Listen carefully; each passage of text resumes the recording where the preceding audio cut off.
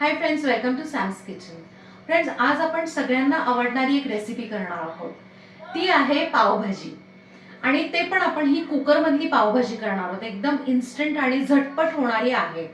आपण जो परवा मसाला केला होता पावभाजी मसाला, तोच यूज केलेला आहे. त्यामुळे होतं काय, आपल्या पावभाजीला मस्त एक कलर येतो, चव छान लागते आणि सुगंध सुद्धा अप्रतिम येतो. सो तुम्ही पण नक्की करून बघा. आणि आपण जे प्रमाण घेतलंय त्यात परफेक्ट 1 किलोची पावभाजीची भाजी होते.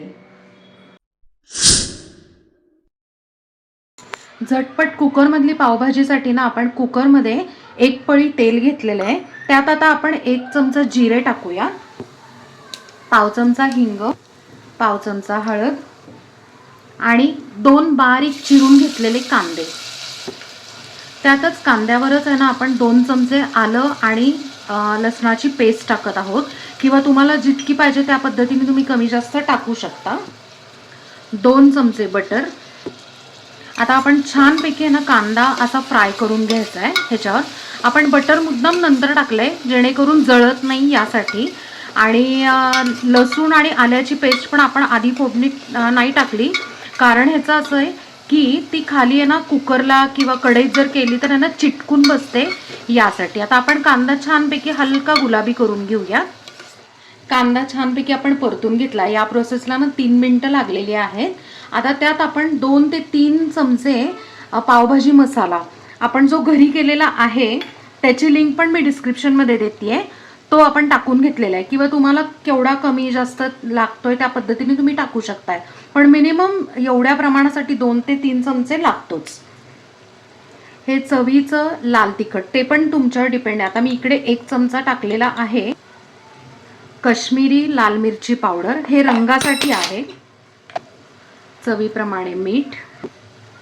आता हे सगळे मसाले ना आपण छानपैकी ह्याच्यात मिक्स करून अगदी 1 मिनिट परतून घेऊया.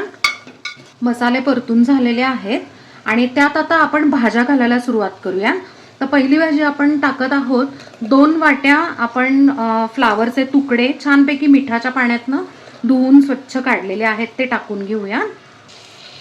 आता 3 ते 4 मीडियम बटाटे आपण मीडियम तुकडे करून घेतलेले आहेत, ते टाकून घेऊया.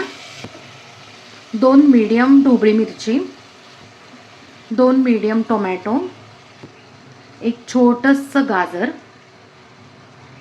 अर्धी वाटी आपला जो ओला मटार आहे किंवा फ्रोझन, दोन्हीपैकी कुठलाही टाकला तरी चालेल, 1 ग्लास पाणी.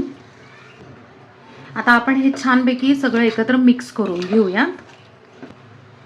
भाजी आपण सगळी छानपैकी मिक्स करून घेतलेली आहे. आता आपण ह्याला झाकण लावून घेऊया. भाजी पूर्ण आहे ना कुकरमध्ये टाकेपर्यंत आपला गॅस स्लो होता, म्हणजे लो फ्लेम होती. आता आपण मीडियम करून घेऊ आणि ह्याच्या 3 ते 4 शिट्ट्या करून घेऊया. आपण 3 शिट्ट्या करून घेतलेल्या आहेत आणि आता एक 15 मिनिटाचा आपण ब्रेक घेऊन त्याचं प्रेशर पण कमी झालेलं आहे. आता आपण झाकण काढून घेऊया. आता आपण स्मॅशरनी एकतर आहे ना भाज्या आपण बारीक करू शकतो डायरेक्टली ह्याच्यात, किंवा मग तुमच्याकडे हँड ब्लेंडर असेल तर त्यांनी पण डायरेक्ट तुम्ही ह्याच्यात हँड ब्लेंडर टाकून भाज्या एकदम छान बारीक करून घेऊ शकता. आपण या भाज्या आहेत ना हँड ब्लेंडरनी बारीक करणार आहोत, कारण काय तर त्यांनी मिळून येते छान. आता आपण स्मॅशरनी छानपैकी आहे ना भाजी बारीक केलेली आहे. त्यात आता आपण आहे ना थोडंसं पाणी ॲड करून घेऊयात, कारण कन्सिस्टन्सी तुम्हाला जशी हवी तशी तुम्ही ठेवू शकता. आता ही जरा थोडीशी घट्ट वाटते मला, ह्याच्यात थोडंसं आपण पाणी टाकून घेऊया. मी आता 1 वाटी पाणी ह्याच्यात टाकते. आपण आता हे पाणी सगळं ह्याच्यात मिक्स करून घेऊया.